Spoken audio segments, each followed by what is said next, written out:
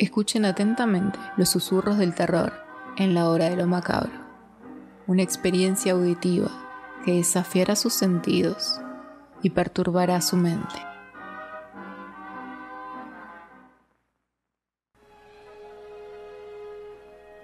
El tatuaje. Hubo un tiempo en que los hombres acataban la noble virtud de la frivolidad, y la vida no era una dura lucha como lo es hoy. Era una época sosegadora, una época en la que los profesionales del ingenio podían ganarse perfectamente el sustento, manteniendo a los jóvenes ricos o bien nacidos en un inalterable buen humor, o preocupándose de que la risa de las damas de la corte y de las geishas jamás se apaciguase. En las novelas románticas ilustradas de moda, en el teatro kabuki, en donde duros héroes masculinos como Sadakuro y Jiraiya eran convertidos en mujeres, por doquier la belleza y la fuerza se confundían. La gente hacía todo lo posible para embellecerse. Algunas personas llegaban a hacerse inyectar pigmentos en su piel. Ostentosos prodigios de línea y color danzaban sobre los cuerpos de los hombres. Los visitantes de los barrios del placer en Edo preferían alquilar conductores de Riksan que estuvieran espléndidamente tatuados. Las cortesanas de Yoshiwara y de Tatsumi se enamoraban de hombres tatuados. Entre quienes así se adornaban, no solo había jugadores, aventureros o gente de su condición, sino también comerciantes y hasta samuráis. De vez en cuando se ofrecían exhibiciones, y los participantes se desnudaban para mostrar sus cuerpos afiligranados, dándose orgullosas palmadas, y se jactaban de sus nuevos modelos, mientras criticaban a los demás. Un joven especialista del tatuaje era excepcionalmente hábil, el llamado Seikichi. Se le alababa en todo el país como un maestro, y la piel de docenas de hombres había servido de seda para su pincel. La mayor parte del trabajo admirado en las exposiciones era obra suya. Otros eran quizá más notables por su sentido del matiz o su uso del cinabrio. Pero Seikichi era famoso por la audacia sin par y el encanto sensual de su arte. Con anterioridad Seikichi se había ganado la vida como pintor ukiyo-e en la escuela de Toyokuni y Kunisada. A pesar de su inclinación por el tatuaje, esta formación había determinado su conciencia y su sensibilidad artística. Nadie cuya piel o físico no le interesase podía adquirir sus servicios. Los clientes que aceptaba tenían que dejar el dibujo y el precio enteramente a su criterio, y soportar 1 o incluso 2 meses el dolor inacabable de sus agujas. El joven dibujante guardaba un secreto placer, un deseo oculto en el fondo de su corazón. Nada le proporcionaba mayor gozo que la agonía de sus clientes al introducir en ellos las agujas, torturando su carne hinchada y sanguinolenta. Mientras con mayor fuerza gemían, más agudo se hacía el íntimo placer de Seikichi. El sombreado y la coloración, técnicas reputadas como las más dolorosas, eran las que más le agradaba emplear. Cuando un hombre que había recibido 500 o 600 pinchazos a lo largo de un día de tratamiento, para luego ser sumergido en un baño caliente que diera realce a los colores, caía medio muerto a los pies de Seikichi, este lo miraba fríamente. Me imagino que duele, decía con aire satisfecho. Cuando un hombre sin energía gritaba atormentado y apretaba los dientes o torcía la boca como si se estuviese muriendo, Seikichi le decía: no sea niño, apenas ha empezado a sentir mis agujas. Y seguía con el tatuaje, imperturbable como siempre, con una ocasional mirada de soslayo a la cara lacrimosa del hombre. Pero de vez en cuando, un hombre de inmensa fortaleza cuadraba la mandíbula y resistía estoicamente, sin permitirse ni tan siquiera esbozar una mueca. Entonces Seikichi sonreía diciendo: ah, es usted inquebrantable. Pero aguarde, pronto su cuerpo empezará a palpitar de dolor. Dudo que sea capaz de soportarlo. Durante mucho tiempo, Seikichi había acariciado el deseo de llevar a cabo una obra maestra sobre la piel de una mujer hermosa. Tal mujer debía sobresalir por su carácter, además de por su belleza. Una cara bonita y un bello cuerpo no eran atractivos suficientes para satisfacerle. Aunque pasó revista a todas las bellezas que reinaban en el barrio alegre de Edo, no halló ninguna que se adaptase exactamente a sus deseos. Tras varios años sin éxito, el rostro y la figura de la mujer perfecta continuaban obsesionándole, pues se negaba a renunciar a sus esperanzas. Una noche de verano, durante el 4º año de su búsqueda, Seikichi pasaba ante el restaurante Hirasei en el distrito Fukagawa de Edo, no lejos de su propia casa, cuando vio un pie femenino, blanco como la leche, bajo la cortina de un palaquín que se alejaba. Para sus ojos perspicaces, un pie humano era tan expresivo como una cara. Aquel era una pura delicia. Dedos exquisitamente cincelados, uñas como conchas iridiscentes de la costa de Nojima, un talón con redondez de perla, una piel tan lustrosa que parecía bañada en las límpidas aguas de un manantial montañoso. Aquel era un pie para ser alimentado con la sangre de los hombres, un pie para hollar sus cuerpos. Pertenecía con toda seguridad a aquella mujer única que le había rehuido durante tanto tiempo. Con el ansia de ver su rostro, Seikichi empezó a seguir el palaquín, pero tras varias calles y avenidas, súbitamente lo perdió de vista.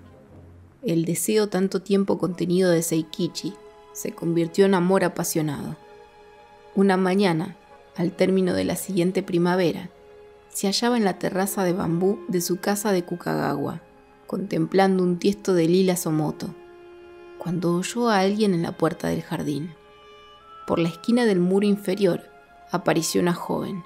Había venido para una diligencia de una amiga de Seikichi, una geisha del cercano barrio de Tatsumi. Mi señora me ha pedido que le entregue esta capa y se pregunta si será usted tan amable de decorar su tela, dijo la muchacha. Deslizó un paquete hecho con un pedazo de tela de color azafrán y sacó una capa de seda, envuelta en una hoja de papel grueso, con un retrato del actor Tohaku y una carta. La carta repetía el ruego de su amiga y continuaba diciendo que la portadora pronto empezaría bajo su protección la carrera de geisha. Esperaba que, sin olvidar los antiguos lazos, concediera su favor a esa muchacha. Pensaba que nunca te había visto, dijo Seikichi, observándola intensamente. Parecía tener tan solo 15 o 16 años, pero poseía una belleza extrañamente madura, una mirada experimentada, como si ya hubiese vivido años en el barrio alegre y conquistado a gran cantidad de hombres. Su atractivo reflejaba los sueños de una generación de hombres y mujeres fascinantes que vivieron y murieron en aquella vasta capital, donde se concentraban la riqueza y los pecados del país. Seikichi la hizo sentarse en la terraza y estudió sus delicados pies, que llevaba cubiertos con elegantes sandalias de paja. En el mes de julio último abandonaste en palaquín el Hirasei, ¿verdad?, le preguntó. Quizás sí, replicó sonriendo ante la extraña pregunta. Entonces mi padre aún vivía y muy a menudo me llevaba allí. Te he esperado 5 años. Es la primera vez que veo tu cara, pero recuerdo tu pie. Entra un momento, quiero enseñarte algo. Ella se había levantado para marcharse, pero Seikichi la tomó de la mano y la condujo escaleras arriba hacia el estudio, que daba sobre el ancho río. Después trajo 2 pinturas enrolladas y extendió una ante ella. Representaba a una princesa china, la favorita del cruel emperador Zhou, de la dinastía Shang, recostada en una pose lánguida contra un baldaquín, con la larga falda de su rico ropaje de brocado que se arrastraba sobre un tramo de la escalera. Su cuerpo esbelto era casi incapaz de soportar el peso de la corona de oro, adornada con coral y lapislázuli. En la mano derecha sostenía una gran copa de vino, que llevaba a sus labios mientras su vista descendía hacia un hombre al que iban a torturar en el jardín. Llevaba las manos y pies encadenados a una columna hueca de cobre, en la que se encendería una hoguera. Ambos, la princesa y su víctima, estaban retratados con terrorífica veracidad. Cuando la muchacha vio aquella extraña pintura, sus labios temblaron y sus ojos empezaron a brillar. Gradualmente su rostro fue adquiriendo un curioso parecido con el de la princesa. Descubría en los rasgos del dibujo su propia personalidad. Tus sentimientos se muestran aquí, le dijo Seikichi con placer mientras escrutaba su rostro. ¿Por qué me muestra esta cosa horrible?, preguntó la muchacha mirándole. Se había puesto muy pálida. La mujer eres tú. Su sangre corre por tus venas. Entonces extendió el otro rollo. Era una pintura titulada Las víctimas. En su centro, una mujer joven se apoyaba contra el tronco de un cerezo, mirando con satisfacción a un montón de cuerpos humanos tirados a sus pies. Sobre ella los pájaros cantaban triunfantes. Sus ojos irradiaban orgullo y alegría. Era un campo de batalla o un jardín en plena primavera. En aquella imagen, la muchacha sintió que había encontrado algo que había estado oculto mucho tiempo en la oscuridad de su propio corazón. Este cuadro muestra tu futuro, dijo Seikichi, señalando a la mujer debajo del cerezo. Todos estos hombres arruinaron sus vidas por ti. Por favor, le suplico que lo guarde. Volvió la espalda como para escapar a su atormentador reclamo y se postró ante él temblando. Al fin volvió a hablar. Sí, admito que tiene razón acerca de mí. Soy como esa mujer. Por favor, llévese las pinturas. No hables como una cobarde, repuso Seikichi con una sonrisa maliciosa.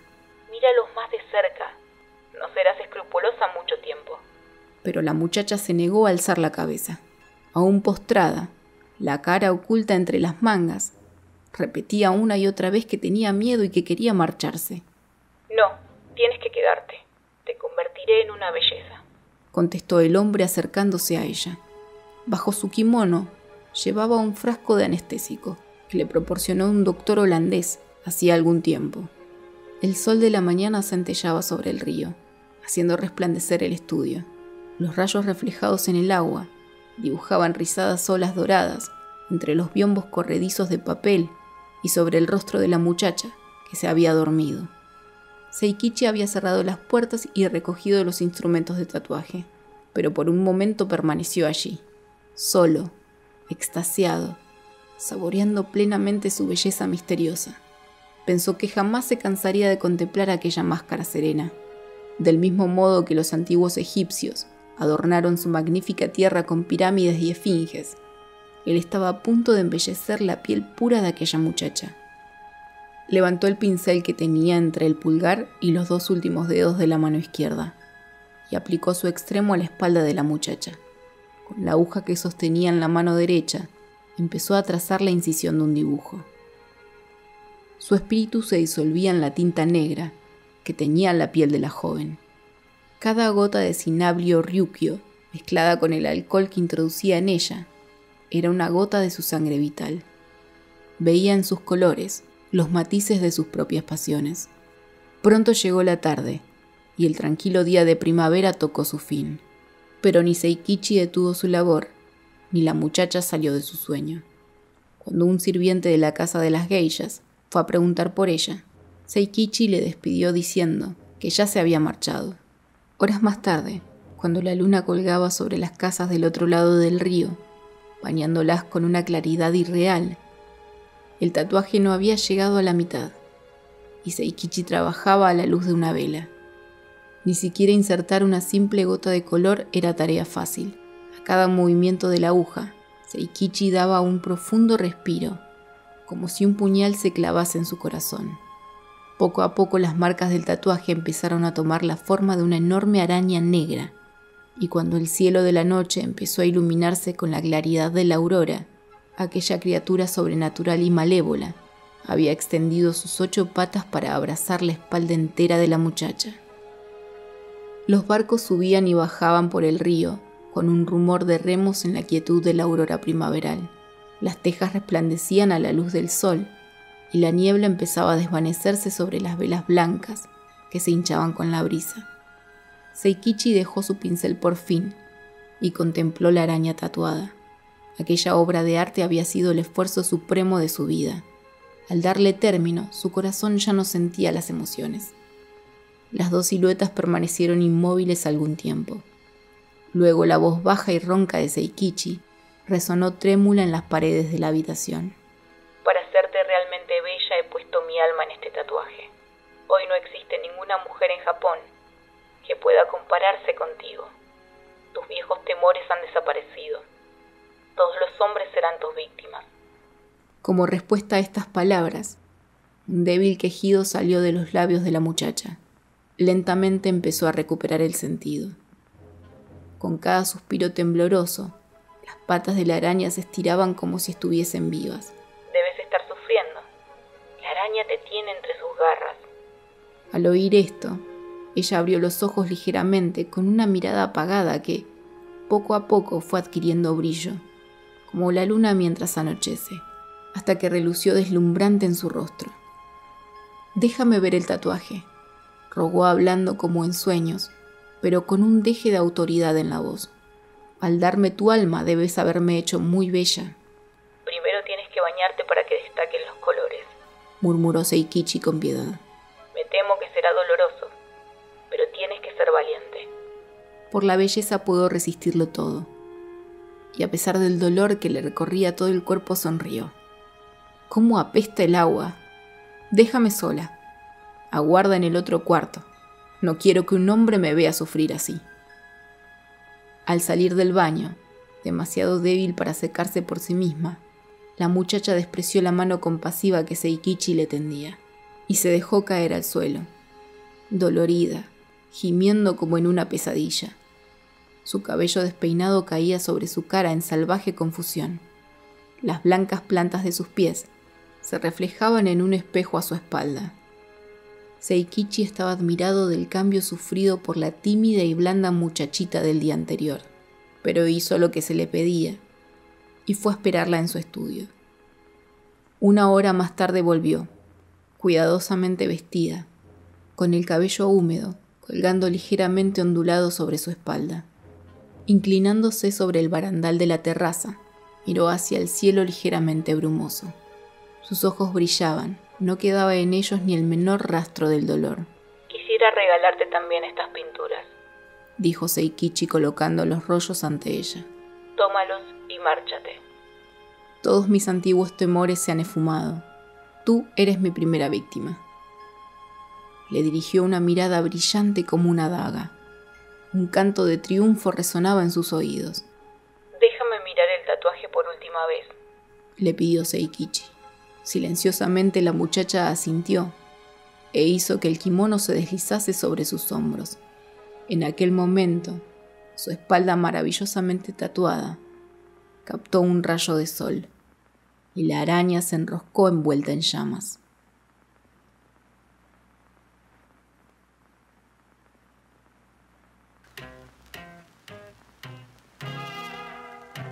Concluimos otro capítulo oscuro en la hora de lo macabro. Pero recuerden, en la oscuridad siempre habrá más historias por descubrir.